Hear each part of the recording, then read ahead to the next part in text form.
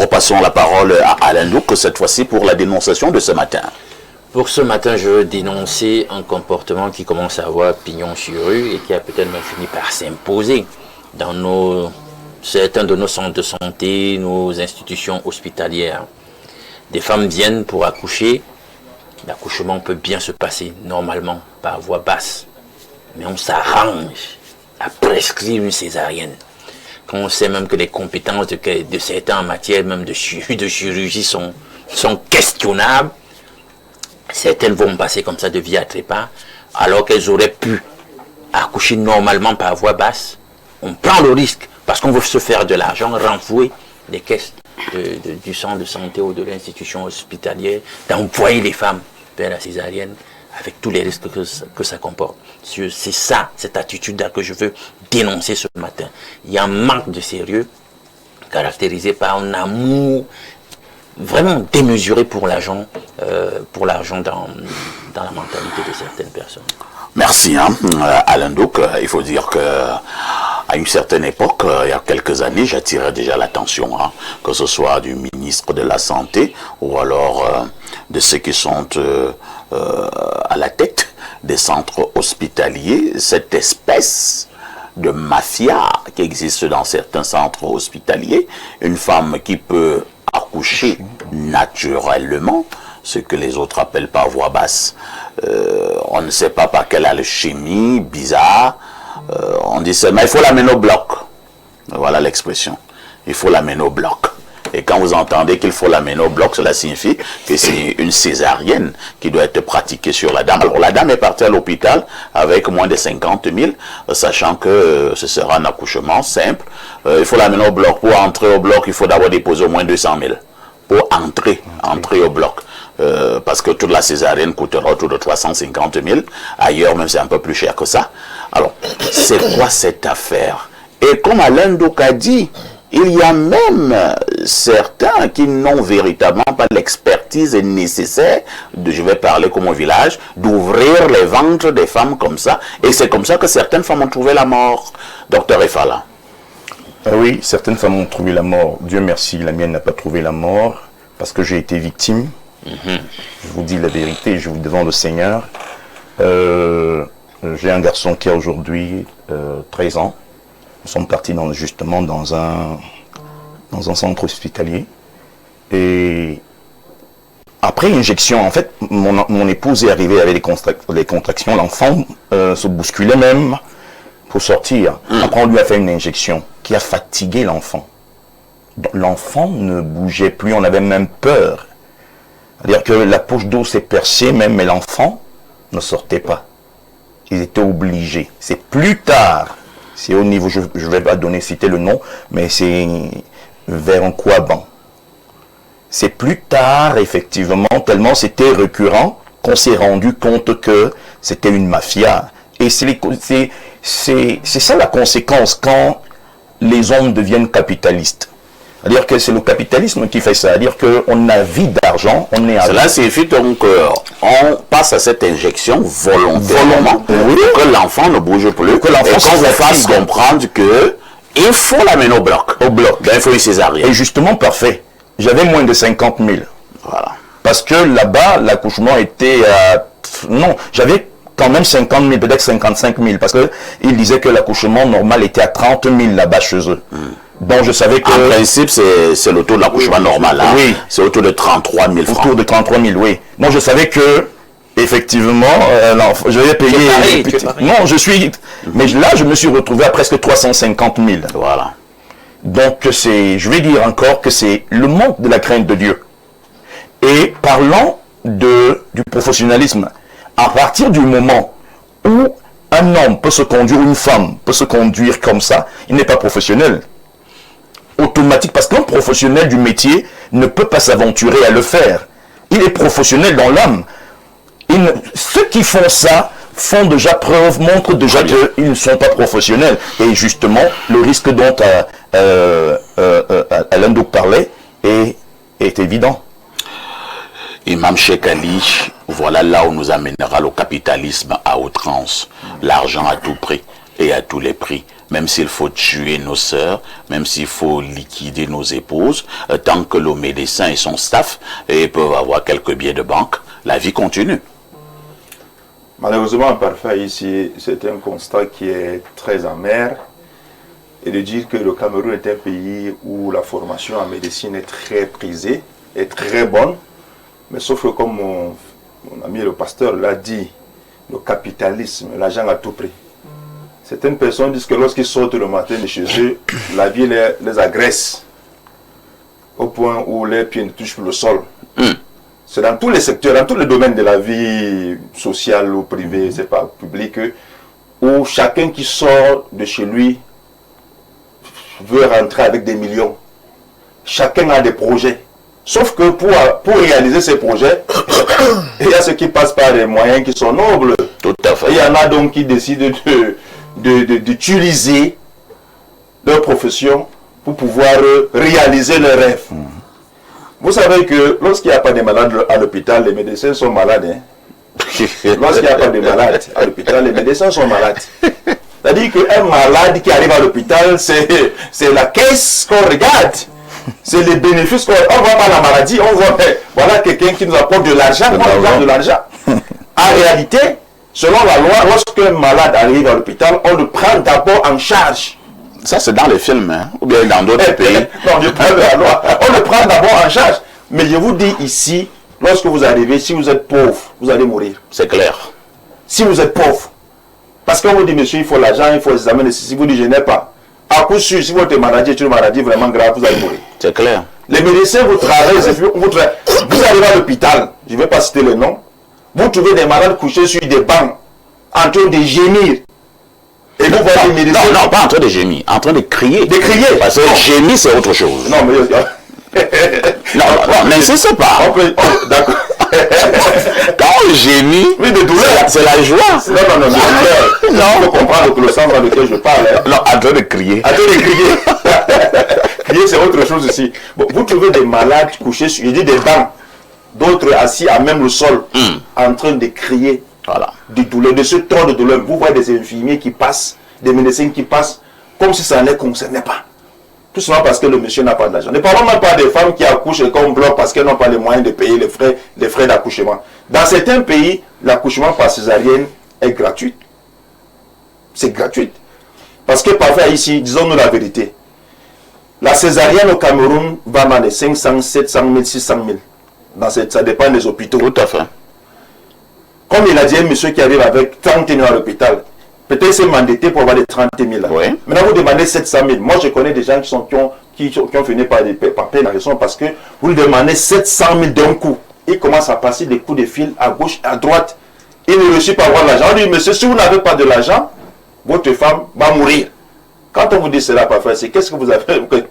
Qu'est-ce que vous avez à faire? Moi, je donne une proposition pour nos femmes, pour nos soeurs, pour des couples qui ont des difficultés d'accouchement, notamment à la contraction. Il faut consommer des dattes.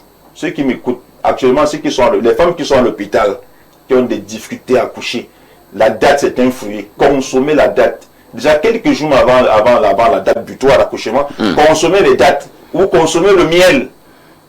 Si vous consommez les dates de manière régulière, même 2 semaines avant l'accouchement, ça va être très facile. Mais vous consommez du miel de manière régulière, ça va faciliter l'accouchement. D'autres disent que vous pouvez consommer du gombo, mais la date, le fruit, la date est très efficace. Parce que c'est un verset coranique, et lorsque Marie, la mère de Jésus, voulait accoucher, Dieu lui a demandé de consommer la date fraîche.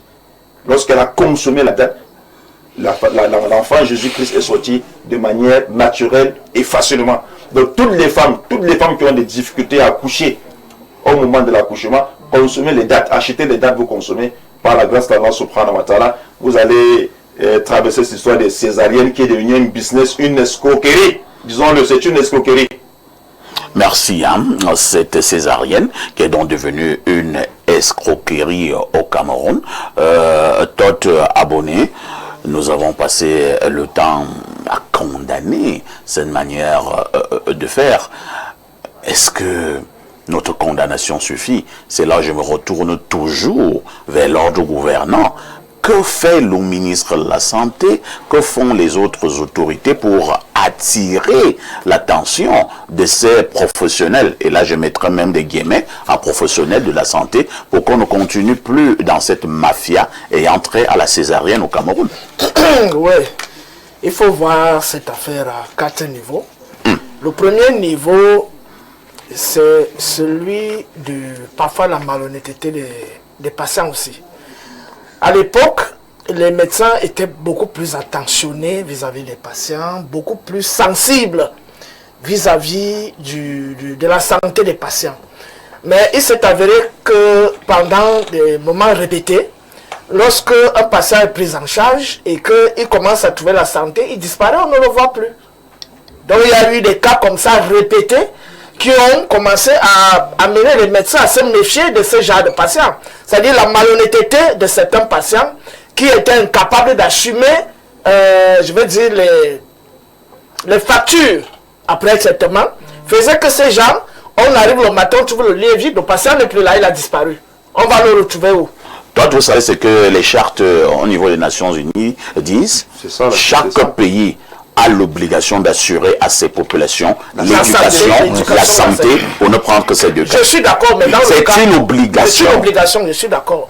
Mais dans le cas... Dans notre cas particulier, on sait que les soins médicaux doivent être payés à l'hôpital.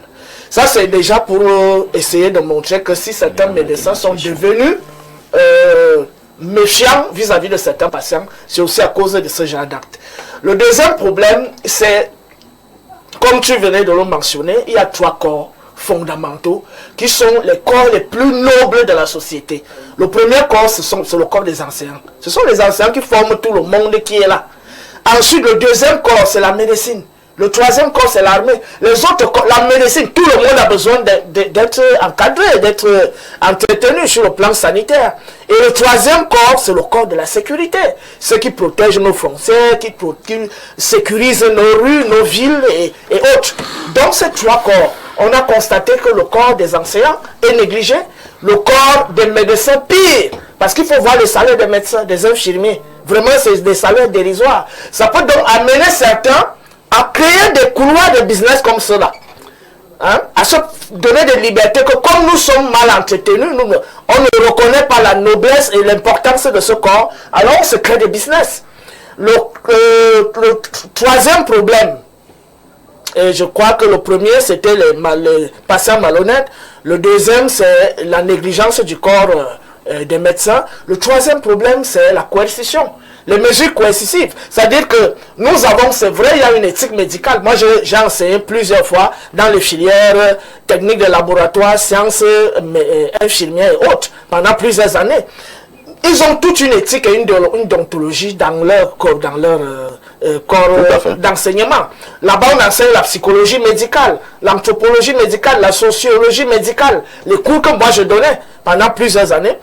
Mais ça ne suffit pas. Parce que oui, il y aurait beau cette éthique-là, mais lorsque les médecins sont dans la précarité, ils doivent créer des raccourcis pour se faire un peu d'argent de temps en temps. Mais alors, la responsabilité revient à l'État. Et donc, la première responsabilité serait de mettre sur pied des moyens, des mesures coercitives. On va chuter. Pour veiller à ce que tout ce qui doit être appliqué dans les hôpitaux, la prise en charge et autres doit être respecté à la lettre. Ensuite, maintenant, trouver d'autres mesures même pour que les gens, comme on venait de le dire d'après la Charte des Nations Unies, puissent être pris en charge. Mais là, il faudra tenir compte des taxes. Moi, je vois par exemple au Burkina Faso, on prélève 1000 francs à chacun, 1000 francs à chacun. Dès que tu as un problème de santé, et comme tout le monde ne tombe pas malade au même moment, on te prend en charge librement. Donc voilà par exemple les méthodes par lesquelles on peut passer pour la prise en charge des patients, des femmes enceintes, des malades et autres. Donc je pense que l'État camerounais devrait se mobiliser, se secouer à ce niveau-là, prendre en charge la santé des citoyens et prendre aussi en charge le bien-être des médecins, des enseignants et même du corps des forces de l'ordre. Merci, hein, merci. Tot, apôtre Yannick Mebet, moi je prends seulement cette image, hein, vous voyez une fille de 17 ans, de 16 ans qui était allée accoucher par voie basse, elle n'avait pas peut-être 33 000 ou 40 000, elle a été séquestrée dans cet hôpital-là. On lui dit, si tu n'as pas les 40 000 en question, tu ne sors pas. Elle a déjà fait 1 mois là-bas, 2 mois, 3 mois. D'autres ont fait 1 an. Hein. Il faut que les gens qui sont au Bangladesh le sachent. Les femmes ont été séquestrées dans nos hôpitaux pendant plus d'1 an. Elle a accouché et elle n'a pas de l'argent pour payer. Vous la trouvez là, elle est en train d'essuyer le sol, ainsi de suite. Elle n'a pas à manger. L'enfant même est devenu squelettique. Alors, si cette fille réussit à s'enfuir, voilà pourquoi on va créer tout un problème dans une nation. Entre-temps, il faut regarder les véhicules de nos ministres. Il faut prêter un tout petit peu attention sur les véhicules des directeurs de nos hôpitaux. Et prêter un peu attention sur le train de vie de nos directeurs au niveau de l'administration centrale, les missions et tout ce qui va avec, les bons de carburant. Alors, c'est juste parce qu'une fillette a fui dans un hôpital parce qu'elle n'avait pas donné 40 000 qu'on va les traiter de malhonnêtes. Alors, monsieur Haïssi, le problème que nous posons ce matin est véritablement sérieux. Mais souvent, pour aborder un problème sociétal, c'est mieux, n'est-ce pas, d'être dans la peau, n'est-ce pas, de ceux qui tiennent souvent les fonctions. Lorsqu'on parle, n'est-ce pas, de ce problème, dans le cadre de la médecine, il faut déjà souligner qu'il y a des médecins sérieux. Il y a des centres hospitaliers très sérieux. Donc, ce n'est pas tous les centres dont on va retrouver des dérives, comme ces dérives que nous sommes en train de mentionner ici. Alors, pour la jeune dame ou la jeune fille qui va à l'hôpital et pour un problème de 17 000 ou 40 000, elle ne parvient pas à gérer et on l'amène à faire tout un travail alors qu'elle a accouché peut-être dans des conditions très difficiles. Là, c'est d'abord un problème d'humanisme. Donc, ceux qui ont la charge de ce centre, je peux dire qu'ils manquent d'amour. L'amour pour le prochain. Parce que quand tu as l'amour pour ton prochain, 40 000 ou 17 000, c'est quoi? C'est absolument rien. Parce que la vie est sacrée aux yeux de Dieu. Et la vie est sacrée même dans notre société, même au plan de la loi. Donc, dire que une jeune dame ou une jeune fille qui vient, n'est-ce pas, et qui a un problème, on la séquestre pour 40 000, à ce moment-là, c'est d'abord un problème d'amour. Donc c'est parce que les cœurs aujourd'hui, n'est-ce pas, sont remplis de haine, sont remplis parfois de mauvaises expériences, comme Todd par exemple le soulignait tout à l'heure. Effectivement, il y a des cas où des centres hospitaliers ont reçu des malades, hein, et des malades ont fui avec l'argent. Et ça fait donc que les médecins ou bien les responsables prennent des mesures un peu très, n'est-ce pas, radicales. Mais ce n'est pas toujours ce qui doit être appliqué. Très bien, c'est ce que nous pouvons dire. Alain Douk, face à ces dénonciations, qu'est-ce qu'il y a lieu de faire? C'est très profond parce qu'il faut réarmer spirituellement les gens, parce que ce genre de dérive relève du mindset, c'est-à-dire que quel est l'esprit qui habite les gens. Quand les gens sont dans l'idolâtrie de l'argent, ça aboutit à ça. Parce que même dans les mêmes conditions de précarité, de maltraitance des personnels de santé au niveau systémique, vous allez voir que tout le monde ne réagit pas de la même façon. Tout le monde ne réagit pas de la même façon, donc il y a un problème. Donc le problème, c'est au niveau spirituel, au niveau mental. Et c'est à ce niveau-là parfait qu'il faut interpeller les gens. Nous, ici, finalement, la démarche de ceux qui, même en situation difficile, pensent que l'humain est sacré, la vie c'est sacré. Vous prenez des risques, vous commencez, tel qu'on l'a décrit là par le révérend, vous injectez une substance qui va immobiliser l'enfant. Imaginez, il faut un niveau satanique de cynisme, parce que vous voulez de l'argent.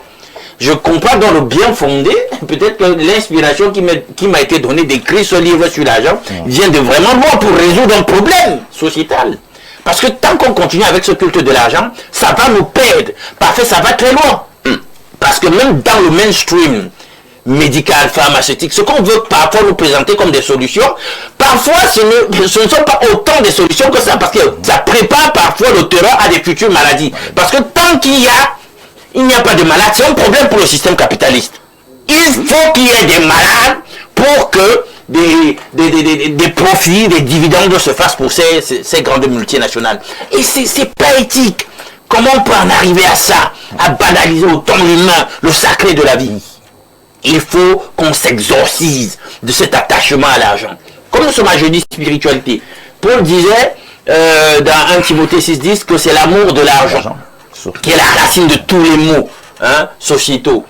Moi, je vais plus loin dans mon ouvrage. Je dis que non, ça va plus loin. C'est même l'argent lui-même. Il faut qu'on le démystifie. Il faut qu'on le désacralise. Très bien. Il faut le détourner. C'est de ça qu'il est question. Et tant qu'on va avoir le même mindset, on aura toujours ce genre de problème. Où on pense qu'au nom de l'argent, mon frère Top n'est rien, je peux lui faire tout. Tant que ça me rapporte de l'argent, tant mieux, etc. Non, on ne peut pas continuer comme ça. Merci. Je ne sais pas pourquoi Je voudrais coller quelque chose. En quelques secondes. En quelques secondes, à savoir que en dehors de l'hôpital, tu te souviens quand on grandissait, on était... il y avait les mamans accoucheuses dans nos villages. Hein, bien sûr. Qui faisaient accoucher, les femmes sages qui faisaient accoucher. Moi, je pense... Et les enfants et les mamans ne mourraient pas. Voilà, et ces enfants étaient en pleine santé, très puissants. Et il faut préciser que c'est même une interpellation. Si chaque famille peut dorénavant s'investir à avoir au moins une accoucheuse dans la famille, je pense que ça va régler beaucoup de problèmes. Revenons aussi sur les vieilles recettes que nos aïeux avaient là pour l'accouchement. On te plus, il y avait des formules là. Que les femmes de maintenant, elles sont devenues, je lui dis qu'il faut qu'elles se purgent, elle dit que c'est villageois. Voilà. Donc la chose, je voyais même la maman et tout ça. Il y a des plans pour résoudre tous les problèmes à l'hôpital. Tout le monde est devenu occidentalisé dans le mainstream pharmaceutique et médical. Un point très important, on a oublié. Vous savez qu'il y a les hôpitaux, si vous allez accoucher et que vous n'avez pas suivi des consultations prénatales, on ne vous suit pas. Quand vous ne suivez pas vous ne vous faites pas suivre dans un hôpital, vous arrivez à la dire que madame, est-ce que vous avez votre carnet? Oui. Elle dit qu'il faut ça. Oui, c'est ça qu'il faut. C'est tout un business. Merci. Lisons les messages. Lisons les messages. Bonjour Perfecto, je découvre en toi un très grand acteur de cinéma. Une autre vocation à ton image. Jean-Paul Le Douala. Dieu dit que la télévision c'est le 8e. Ben oui, hein. Donc il doit le savoir. Un autre message, il est long, hein? Les jeudis, je n'aime pas trop les longs messages. Bonjour le démineur de la modération. Bonjour à ton illustre panel. J'ai été traumatisé par l'hôpital. Bon, c'est le nom de l'hôpital, hein? On va sauter cette partie. J'ai jamais eu la chance de voir mes enfants venir au monde par voie normale. Premier accouchement, tout s'est bien passé pendant le suivi jusqu'à la dernière visite où on lui a donné un comprimé et la nuit, ça n'allait pas. On a dit à mon épouse le lendemain, non, vous ne pouvez pas atteindre le jour dit, vous allez accoucher par césarienne. Parfait, il fallait chercher 800 000 francs de caution et anesthésie. Et pour un accouchement de 50 000 francs, je me suis retrouvé à plus d'1 600 000 francs avec cette histoire de photochromique, comme même le bébé et ainsi de suite pour les 3 enfants jusqu'à ce que je découvre que c'est un business là-bas. Et quand je me suis fâché pour la dernière fois, on m'a fait comprendre que si je veux rentrer avec mon bébé, on ne lui donne pas les médicaments parce que j'en avais marre des hospitalisations. J'ai décidé de plus jamais mettre les pieds dans cet hôpital. Merci pour la dénonciation. C'est Alexandre de Yaoundé. Je vous amène au 213 ans, c'est l'Algérie. Bonjour Perfecto, le médecin de la modération. Dans les hôpitaux, un malade c'est un client. Ne pas être malade est perçu comme une période de vache maigre, exactement comme dans les morgues. Un cadavre est un client. Le malheur des uns fait le bonheur des autres. Un autre message ce jour, que dit ce téléspectateur? Toujours un très long message. Bonjour El Perfecto, le liep le mal du micro. Je pense que vous adorez la provocation. Je ne vais rien dire. Pour la dénonciation de ce matin, le sujet est très pertinent. Ma femme a accouché le 8 avril 2026 dans une haute clinique de la place. Je suis dans mon bureau à Ebolova. Je vois un numéro qui m'appelle. Le monsieur se présente comme étant le médecin accoucheur de ma femme. Et me fait comprendre qu'il faut amener ma femme au bloc. Je lui ai dit que je m'étais moi-même suffisamment arrangé à fortifier régulièrement le Kosovo de ma femme, de manière à ce qu'elle ne puisse avoir aucun problème au niveau de la voix basse. Il me dit par la suite que c'est urgent et que si dans les prochaines heures, il n'y a pas 200 000, elle risque de perdre sa vie ou celle du nouveau-né. C'est en ce moment que j'ai envoyé Mano Militari, un véhicule récupérer ma femme pour un hôpital public à Yaoundé où elle a pu finalement accoucher dans de bonnes conditions par voie normale. Lorsqu'on m'a annoncé que mon fils était né, j'ai rappelé ce Rastakoué pour lui demander s'il était réellement un médecin. Il a voulu trop discuter. Je vous assure, le français qui sortait de la bouche du type là était incroyable. Je lui ai dit d'aller légèrement en brousse avec son verbiage difficile. À un moment, j'ai même voulu porter plainte pour incompétence au diagnostic. Je ne sais pas si le motif existe dans le code pénal. Madame m'a conseillé de laisser tomber l'affaire. C'est Gaston Cyril Aranda Asiga, dit fils étoudi de Matomba depuis Eboaloa. Un autre message ce matin. Bonjour, chers voisins. Mon épouse et moi avions été victimes de cette affaire de césarienne alors que j'étais encore en service à Bafoussam. Quand j'ai appelé le médecin traitant de mon épouse pour lui dire que celle-ci a accouché par césarienne, il n'en revenait pas. Après investigation, il m'est revenu que c'était un business dans cet hôpital. Dieu merci, pendant que je me rendais à l'hôpital en question pour confronter le médecin accoucheur, mon chef a pris mon arme de service, car dans la colère, l'irréparable aurait pu se produire. Tout de même, je rends grâce à Allah, car ma fille a aujourd'hui 11 ans et très brillante à l'école. C'est Saïd Di Caprio depuis Garoua.